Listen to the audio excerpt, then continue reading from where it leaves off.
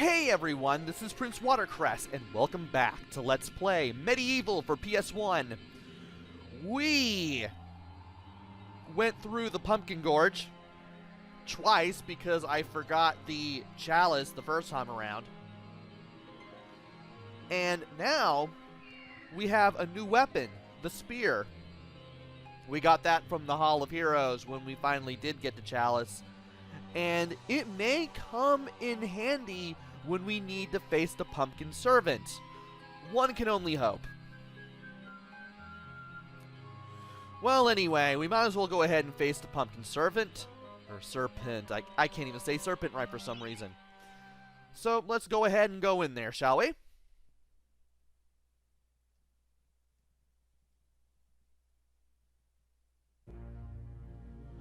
First of all, I need to switch to the broadsword. I don't really need the hammer for this. The King Pumpkin sleeps. If you want an audience with this regal plant, you should mash all of his pod sacks. And that pulsating thing that is glowing right there is indeed a pod sack. And actually, I should just be doing this. If I can get close enough to it. Well, that's close enough. Once again, fully charging up the power strike for the broadsword works really well here, as well as getting away from any rapidly expanding pumpkins. Because not only has it allowed us to tear up a whole bunch of jack-o'-lantern enemies, it also allows you to tear through the pod sacks in one fell swoop as well. Also, you need to get out of my way. There is a cauldron here. There is a book here explaining said cauldron. It is rumored that the Pumpkin Witch is in possession of a much sought-after dragon gem. If you have a witch talisman, you could summon this kindly witch. Also, there is no period after witch at the end of that sentence. Well, so we will be having to come back here again. Also, we can't even go over there right now. And by there, I mean the well. There is a pod here. I didn't even notice that. And yeah, I probably shouldn't even be touching that. That will be free once we take care of things around here. For now, though, I do want to kick some butt here. And I just used one of my life bottles, but that's alright. We'll have a way to get our health back right now, actually. First of all, let's go ahead and take care of this thing. And we're going to have to deal with these things right now. And we also need to watch out for any of these pumpkins that are coming down right here. You may hear like a squishy sound even if the pumpkins aren't here. That's because of the fish that are in this now dried up lake. You can actually see them wriggling around and stuff. Well, you can see that one fish at the very least.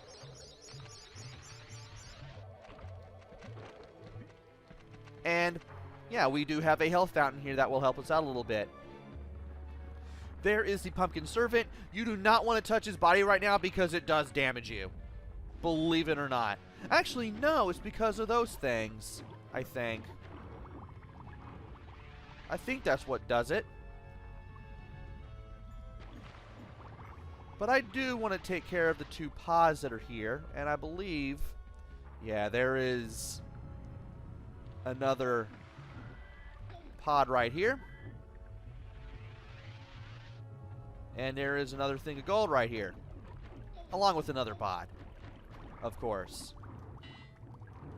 Oh, we already got the pod taken care of. Okay, let's go ahead and just get out of here. And you know what? I will destroy the three of you. I will smash you into bits. And we are now 59% of the way to the chalice, which is a good thing. There are two magic chests here that will do damage to any nearby enemies. Amazingly, we don't need those. And I took some dumb damage there, but that's okay.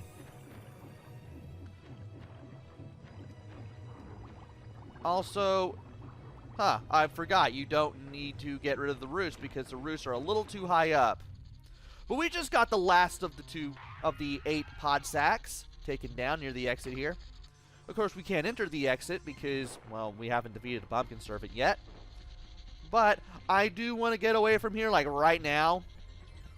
Otherwise, I'm going to have problems. First of all, I do want to go back over here. Get some health back. And I have just enough, almost just enough of that life bottle that I had to use. And we can go ahead and take care of the Pumpkin Serpent. Want to make sure that the little green glow is right there where the Pumpkin Serpent head is. And you just want to keep throwing spears at it. That's all you want to do, really. You do so much damage with the spears, it's not even funny. Just like that. Also, I accidentally hit the chest there, but that's alright. We took care of this thing in record time.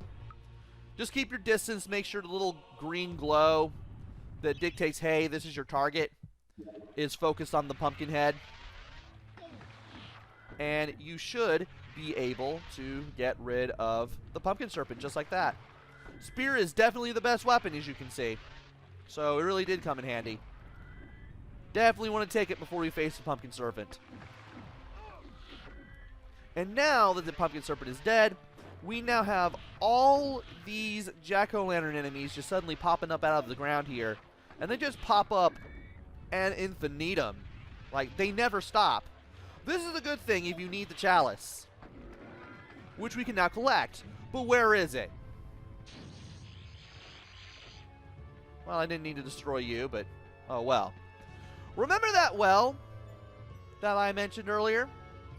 You jump in there. I'm going to grab the hammer real quick. And I'm going to grab the 2 energy vials.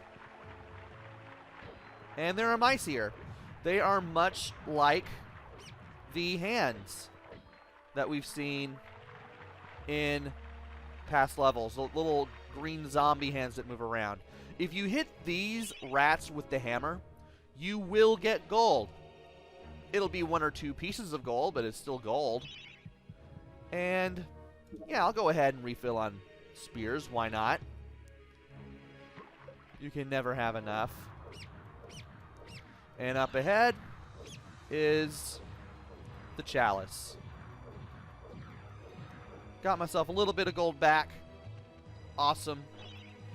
Now we can just go ahead and return to the exit, which will now be open.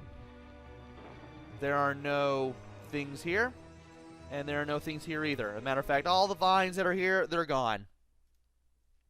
And thankfully, I got the Hall of Heroes Chalice this time. So I don't need to do any dumb backtracking this time. Not going to talk to the gargoyle here again because he says the same thing as last time. So all we need to do now is just go up the stairs and see who we need to talk to. Let's see here. It's going to be somebody. Well, it's not you for once. And it's also not you. It's the centaur statue. Look at you running around in your bones, Fortescue. You're so nouveau dead. I, Ravenhooves, last prince of the centaurs, have not galloped the earth in over 10,000 years.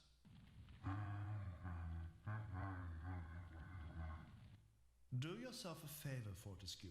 Take my longbow. More powerful than a crossbow. The option of flaming arrows? It is truly the weapon of noblemen. Another powerful ranged weapon. Sure, I'll take this. Congratulations! You don't quite have my breeding, Mr. Johnny-come-lately, but there's hope for you yet. And we have the longbow with 100 pieces of ammo. I'm going to switch to the broadsword so I don't accidentally use it. Something tells me we're really going to need the longbow pretty soon. For now, we are just going to go back to the teleporter pad and go back to the overworld map.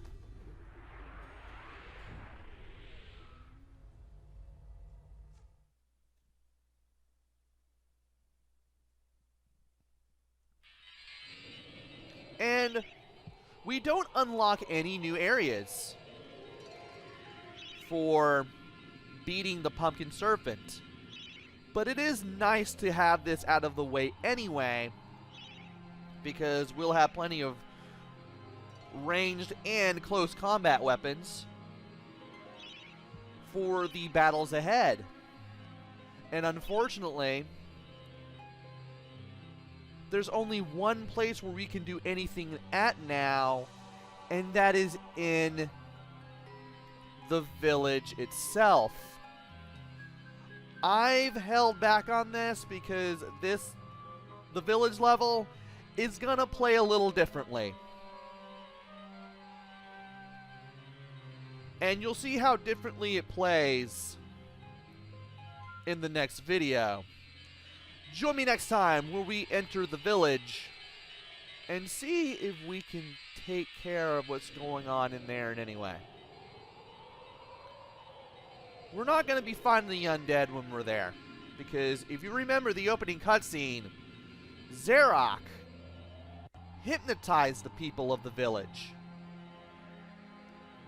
which means they're probably going to come after us.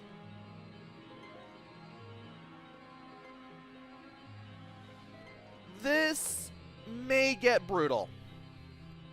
But until then, this is PrinceWatercress. Take care, stay safe, and thanks for watching!